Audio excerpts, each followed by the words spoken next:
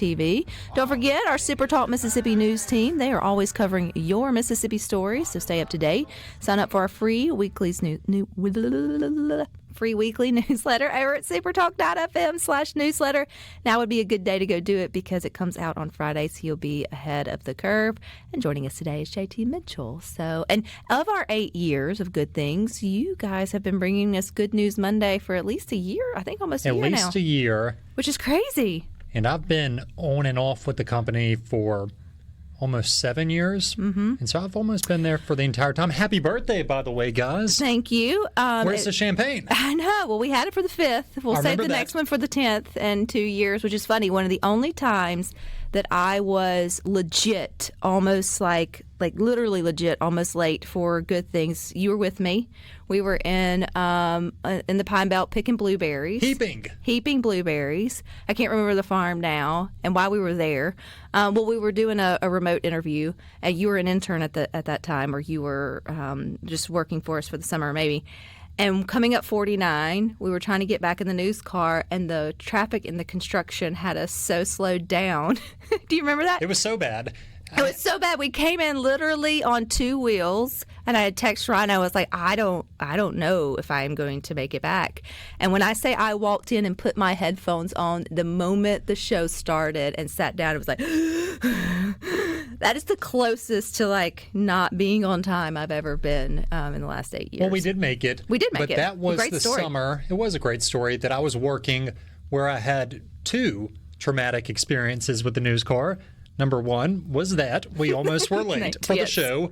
Number 2 was trying to pick up Kevin Bacon and his crew from the Westin. Correct. So we were just saying that was one of the highlights over the last 8 years. And JT, you were the one that had to go pick him and his brother up from the airport. And if our news car is just not big, it's a little Buick. I mean, there was miscommunication, and there was probably also miscommunication, and they had more things than you probably had room for. I called them before. I told them the make and model of the vehicle I'd be in. Will this fit your stuff? Yes, that will be fine. That will be fine. I pull up to the Westin in Jackson. The manager says, "What is this?" I said, "Well, this is my car, and you're either coming with me or I'm going back empty-handed."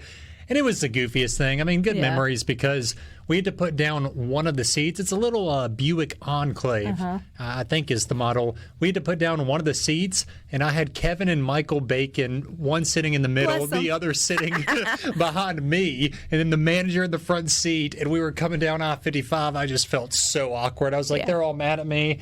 They're going to take it out on Rebecca. She's going to be mad at me. But it was a great interview. Yeah, it was a great. Yeah, no, they were not mad. They were gracious. It was a good time, and great stories to be had, which y'all bring every Monday. That's what I love about having your news team here, coming in and sharing those good stories, because there is so much to talk about other than all the other things here in our state. And I'll have to admit, your first one up, the billboards with the aquarium. I saw this over the weekend, and I fell out laughing. So share with us, JT, how they're giving us a good chuckle. Life. If you haven't seen the pictures, because I don't have them right now, go to supertalk.fm.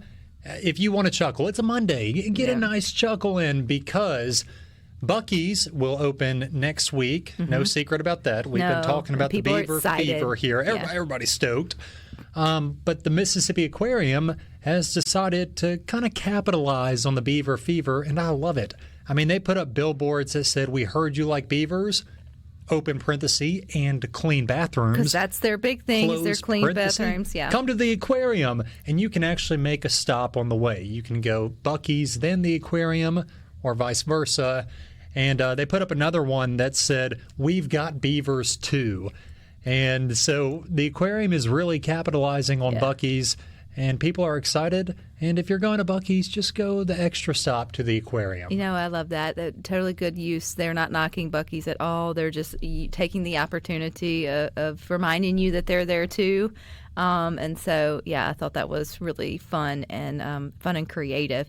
And if you're going somewhere, you need to stop and get a lottery ticket, pay into your Mississippi Roads and Bridges Fund, as I call it, JT. I guess now in education, I think we could throw that into. It doesn't roll like Roads and Bridges Fund does.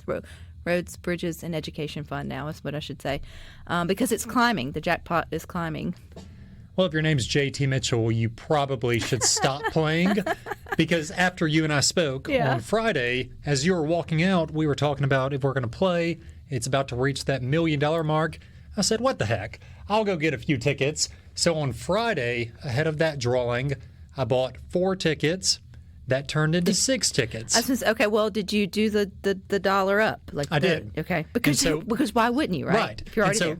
3 of the 4 turned into 2 tickets apiece because of the multiplier. So I'm like, okay, so I have 6 tickets now. Saturday's my night. Saturday turned into 1 ticket. Oh. Last night turned into 0 tickets. So I'm out. $12, but it is what it is. It's going toward hopefully the potholes next to my house. I was just saying, you can rest assured it goes into the Roads and Bridges and Now Education Fund sort of as well. But it is climbing, so nobody won. So you aren't the only one that made a donation. No, and I'll probably get a few on the way home. It's all the way up to 1.08 million. It's not only the first time outside of last night that it's been over 1 million, but it's the highest this game has ever seen. And so for those who don't play the lottery, because I don't play it a ton, because I'd be broke based on my luck. But for those who don't play the lottery, it's kind of like your local Powerball. It's your own version. You have to buy tickets in Mississippi to play this one. So in theory, your odds are better. But I do think a lot of people are playing because of our headlines and other people's headlines. And so maybe I should wait until it goes back down to play again. Yeah, because I wouldn't be mad at 100,000. Oh, it starts at 50. I'll take 50 right now. 50, with the taxes. You make a good point. It's like when it's lower, less of the rush get out there than when it's sort of higher. But the higher is what gets people sort of talking about it. And I wonder, that would be interesting. Like, do you only play the lottery when you start hearing the hype sort of around it, or are you one that has like sort of that intentionality with it? Because there are people who have won multiple times in different ways, and maybe not large amounts, but you're mathematical enough to know your odds, and you win a couple thousand here, a couple thousand. And I'm okay with any amount. Have you ever won off a scratch off? $5 or $10. Yeah. And if you're listening, Mississippi Lottery, I did put in a second chance recently for a scratch off. I won't be mad if I get that call about the free Yeti cooler or $10,000 gift card, whatever y'all are giving away. Will they call you? Is that how they work? Didn't you guys? I think you were talking about this last week. Yes, because where a guy thought he was being scammed. Yes, I would think that I was being scammed if it came up lottery on my phone, and I would be like, yeah, right. I mean, now again, I don't play. I've never physically bought a ticket or a scratch off. I'm not like religiously against it. I just don't like my odds. But I have been gifted scratch offs, and then my husband has been buying lottery tickets forever. But so I don't. Does he win? For me, no, we've never won anything, other than what most people do. We get them as stocking stuffers and fun gifts for folks. Is how we get them. So anyway, it's exciting, and if you win, remember the small folks. And if you heard it here, we will take a chunk. It doesn't have to be big, maybe $1,000 a piece. That's only $3,000 if you include Rhino, so we'll take that. We'll be happy. Including Rhino, yeah. Maybe you even want to help support films in Mississippi. There's so many always being made. There's one being made now, and there's a chance for residents to be part of. This is on my bucket list, JT. I want to be an extra. I don't want to be. Well, join me this Saturday or June 28th, because I'm going to go be an extra. Okay, tell me about it. So, Sisters is the newest film, at least plans that have been released. It's made by Young Lee.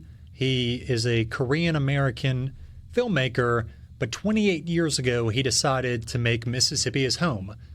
I interviewed him last week, and I said, why? He said, the music. That was it. I was like, that's fantastic. I love that. And so he's actually done been on the show an interview twice. with you. He's also an innovator. He's an innovator. He is a businessman. He's a filmmaker. And his studio, Red Door Studios, they have released the script for Sisters. And the basis of it is, back in 1964, the government decided to build the Ross Barnett Reservoir Dam. There were a lot of people on that area of the Pearl River who lived there and got displaced, as the story goes, right?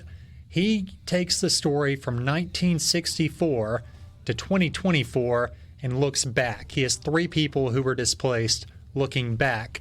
That's all I'll give you, but I will tell you this Saturday and Saturday, June 28th, from 3 until 9 p.m., It's open auditions, extra lead role, whatever, at Shaggy's in Brandon. Oh, that's cool. Yeah, I don't want to be lead role, but I could totally sit in a cafe and look very unsuspicious.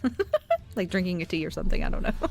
Thank you, JT. And if people want the good headlines, where do they go? Oh, it's supertalk.fm. All righty. And that lifestyle button's my favorite. All right, you guys stick with us. We got more for you coming up next.